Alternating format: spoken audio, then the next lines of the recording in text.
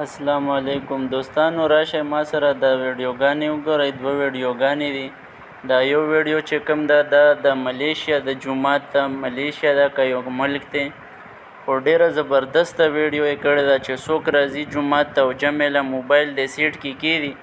آیفون او غټ غټ موبایلونه پکې پراته دي، ګران او څوک د چا مجال شته چې بل موبایل پردی موبایل څوک اوچت کړي او ښه په آرام سره لاړ شي، هلته کښېني مانځله او مونځ وکړي او د مونځ نه پس هر یو سړی خپل موبایل راوچتوي.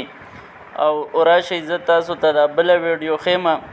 په پاکستان کې چې کوم جوماتونه دي، د هغې نه خلک چپړې پټوي او چپړو سره یې څه کار کړی دی چې هر سړی خپله تاله راوړې ده او خپلو چپړو ته یې اچوي.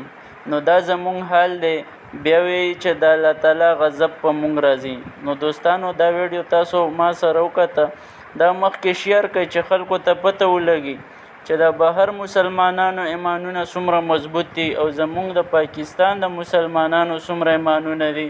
والسلام.